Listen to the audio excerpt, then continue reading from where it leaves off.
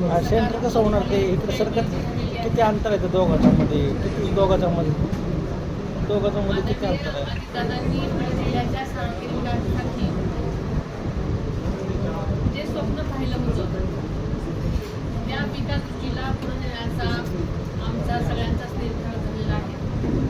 अंतरली आहे खूप ते अंतर अजितदादांनी हां जिल्हा नियोजन समितीच्या माध्यमातून कशी आहे बस नाही ना विकास कामांना ते अंतर खूप आहे त्यांच्या दोघात त्यापैकी अनेक कामं आज प्रगतीपथावर आहेत. हां उर्वरित कामं सुद्धा गुणवत्तापूर्वक आणि कालबद्ध पद्धतीनं पूर्ण करण्याच्या सूचना आज मी प्रशासनाला दिलेल्या आहेत.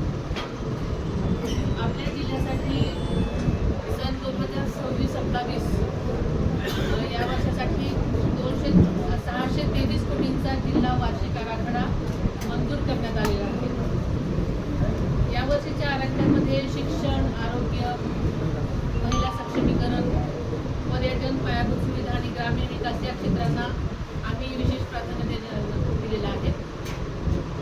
आणि विकास कामं करताना दादांच्या म्हणण्यानुसार त्याचा दर्जा, त्याची पारदर्शकता आणि आर्थिक शिस्त यावर भर देण्याच्या सूचना आम्ही प्रशासनाला दिलेल्या आहेत. आदरणीय दादांच्या निर्देशांप्रमाणे यावर्षी सुद्धा 15 लाखापेक्षा जास्त रकमांची प्रस्तावित कामं प्रस्तावित करण्यात आलेली नाहीत. तसेच एकाच कामाचे तुकडे करून प्रस्ताव देण्याऐवजी एकत्रित नियोजन करण्याच्या स्पष्ट सूचना मी दिलेल्या आहेत. यावर्षीची कामात प्रशासनाची गरज आणि लोकप्रतिनिधींची मागणी यांचा योग्य समन्वय साधून घेण्याच्या सूचना मी प्रशासनाला दिलेल्या आहेत. बीडच्या विकासासाठी रेल्वे हे अत्यंत महत्त्वाचं पाऊल आहे. अहिल्यानगर बीड रेल्वे मार्ग पूर्ण होऊन गेल्या मराठवाडा मुक्ती संग्राम दिनाच्या मुहूर्तावर आपल्या सगळ्यांना माहिती आहे की 17 सप्टेंबर 2025 रोजी या मार्गावर अनेक वर्षांनी रेल्वे धावलेली आहे. बीड परळी मार्गावरच्या वडवणीपर्यंतचं काम पूर्ण झालेलं असून त्याची चाचणी सुद्धा यशस्वी झालेली आहे आणि उर्वरित परळीपर्यंतचं काम अंतिम टप्प्यामध्ये आहे. त्यामुळे बीड अहिल्यानगर परळी वैजनाथ या महत्त्वाकांक्षी रेल्वे प्रकल्पासाठी राज्य शासनाने आतापर्यंत निधीची कमतरता भासू दिलेली नाही आणि बीडला मुंबई आणि पुण्याची थेट रेल्वे जोडणी मिळावी यासाठी केंद्र सरकारने रेल्वे मंत्रालयाकडे सातत्याने आम्ही पाठपुरावा सुरू ठेवलेलाच आहे. आवश्यक तांत्रिक आणि प्रशासकीय प्रक्रिया वेगानं पूर्ण करण्याचे प्रयत्न आमचे सगळ्यांचे सुरू आहेत. येत्या मराठवाडा मुक्ती संग्राम दिनी म्हणजेच दिनांक 17 सप्टेंबर रोजी बीड पुणे रेल्वे सुरू करण्यासाठी आम्ही प्रयत्नशील आहोत.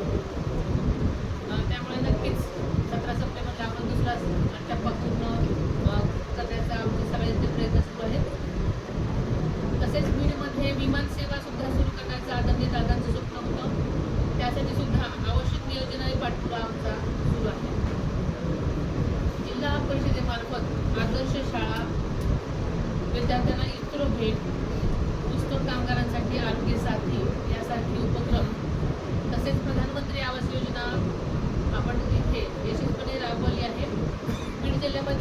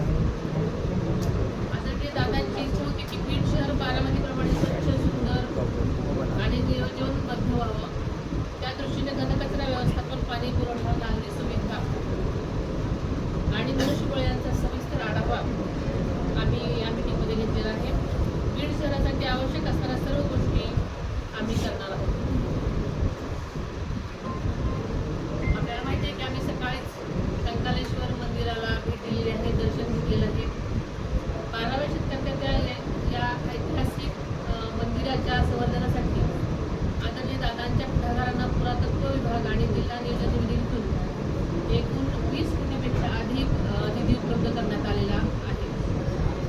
त्यामुळे मंदिर परिसरातील अतिक्रमण हटवून त्याचं संवर्धन आणि पर्यटन विकासाची कामं आता हाती घेण्यात येत आहेत.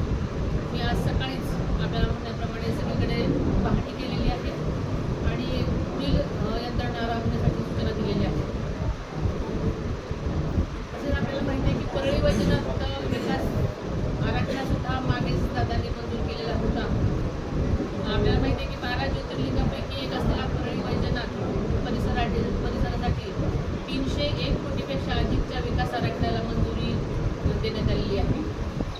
काशी आणि उज्जैनच्या धर्तीवर मंदिर परिसर विकसित केला जाणार असून धार्मिक पर्यटनाला यामुळे मोठी चालना मिळणार आहे. त्यामुळे स्थानिक रोजगाराच्या संधी वाढतील यामध्ये शंका नाही. सध्या वर्षभरामध्ये जवळजवळ 50 लाख भाविक दर्शनासाठी येतात. आगामी काळात यात वाढ होण्याची भरपूर शक्यता आहे आणि ही गृहे धरूनच त्यासाठी त्या प्रकारचं नियोजन आम्ही करत आहोत. आपल्याला माहिती आहे की अंबाजोगाई येथील स्वामी रामानंद तीर्थ महाविद्यालय आणि ग्रामीण रुग्णालयाच्या विस्तारासाठी 1106 कोटींचा आराखडा तयार करण्यात आलेला आहे. बीड जिल्हा रुग्णालयाचं 360 खाटांचं आधुनिक रुग्णालयामध्ये रूपांतर करण्यात येणार आहे. त्यासाठी विशेष आराखडा तयार करण्यात आला आहे. मी सकाळीच त्या ठिकाणी भेट दिली आहे. CSR फंडातून सुद्धा एक अत्याधुनिक कार्डियाक ॲम्ब्युलन्स लोकार्पण सुद्धा आज करण्यात आलं. त्याचबरोबर बीडमध्ये 4.25 हेक्टर जागेवर नर्सिंग महाविद्यालय आणि वसतिगृहाची उभारणी करण्यात येणार आहे. आज सकाळी बीडकरांच्या सेवेसाठी जिल्हाधिकारी कार्यालयामध्ये उपमुख्यमंत्री वैद्यकीय सहायता कक्षाचं उद्घाटनही करण्यात आलं. त्यामुळे इथल्या प्रत्येक रुग्णाला तातडीची मदत मिळण्यास नक्कीच मदत होणार आहे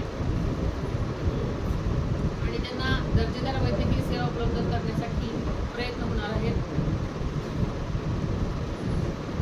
तसेच पुण्यश्लोक अहिल्यादेवी शेतकरी कर्जमुक्ती योजनेच्या पहिल्या टप्प्यामध्ये आपल्या बीड जिल्ह्यातल्या 99,631 शेतकऱ्यांना सुमारे 712 कोटी कर्जमुक्ती देण्यात येत आहे आणि पुढच्या टप्प्यामध्ये जिल्ह्याच्या आणखी पात्र लाभार्थी शेतकऱ्यांना या योजनेचा लाभ होईल. त्यामध्ये एकही पात्र शेतकरी वंचित राहणार नाही याची आम्हाला खात्री आहे. KYC, आधार प्रमाणीकरण आणि पोर्टलवरील तांत्रिक अडचणी तातडीने दूर करण्याचे स्पष्ट निर्देश प्रशासनाला दिलेले आहेत. बीडचा विकास हा केवळ भाषणांचा आणि घोषणांचा विषय नाही, तर प्रत्यक्ष कृतीतून विकास घडवून आणण्याचा आमचा संकल्प आहे. आपल्याला माहिती आहे की दादांनी बीडचं पालकमंत्री पद हे स्वतःहून स्वीकारलेलं होतं, स्वतःहून मागून घेतलेलं होतं आणि मला याची जाणीव आहे की बीडची पालकमंत्री झाले म्हणजे फक्त मंत्रिपदासाठी नाही तर ती जबाबदारी आणि हे स्पष्ट मला त्या जबाबदारीची जाणीव आहे आणि त्यामुळे मी स्वीकारलेलं आहे. मी मराठवाड्याची कन्या आहे, त्यामुळे बीड जिल्ह्याच्या मातेशी आणि इथल्या माणसांशी माझं तसं भावनिक नातं आहे.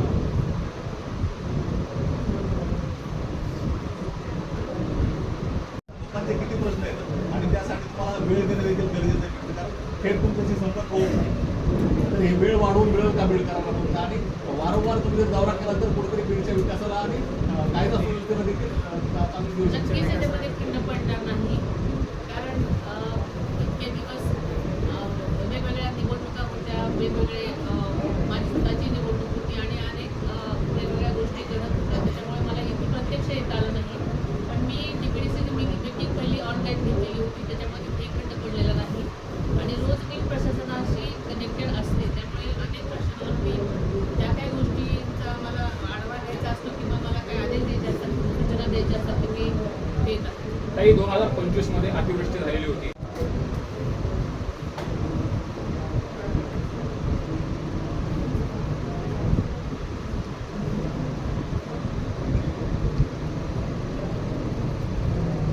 आदरणीय दादांनी ज्या जिल्ह्यासाठी जे विकासाचं स्वप्न पाहिलंय ते पूर्ण करण्यासाठी राज्य सरकार पूर्ण ताकदीनं काम करेल. सूचनेवर कोणतीही कमतरता राहू जाणार नाही याची मी आज आपल्याला ग्वाही देते. धन्यवाद. सकाळी तुम्ही पारदर्शकता आणि आर्थिक शिस्त यावर भर देण्याच्या सूचना आम्ही प्रशासनाला दिलेल्या आहेत. आदरणीय दादांच्या निर्देशांप्रमाणे कामाचे तुकडे करून प्रस्ताव देण्याऐवजी एकत्रित नियोजन करण्याच्या स्पष्ट सूचना मी दिलेल्या आहेत. यावर्षीची कामं प्रशासनाची गरज आणि लोकप्रतिनिधींची मागणी यांचा योग्य समन्वय साधून घेण्याच्या सूचना मी प्रशासनाला दिलेल्या आहेत. तशीच आहे. काल आणि आज आमची या सगळ्याच विषयांवरती बैठका झालेल्या आहेत. अनेक मागच्या गोष्टींचा आढावा घेण्यात आलेला आहे आणि संबंधित अधिकाऱ्यांना त्या प्रकारच्या सूचना कामं पूर्ण करण्यासाठी देण्यात आलेल्या आहेत. कारण माझ्याबरोबर सगळेच लोकप्रतिनिधी होते. त्यांनी तुम्ही सांगितलेल्या गोष्टी सांगितलेल्या आहेत. त्यामुळे सगळ्यांनीच ज्या ज्या काही गोष्टी सांगितलेल्या आहेत, जे काही कामं प्रलंबित होती त्या पूर्ण करण्यासाठी मी सूचना दिलेल्या आहेत. पीक विमा मिळाला नाही आता. पीक विम्याचा प्रश्न सुटला नाही.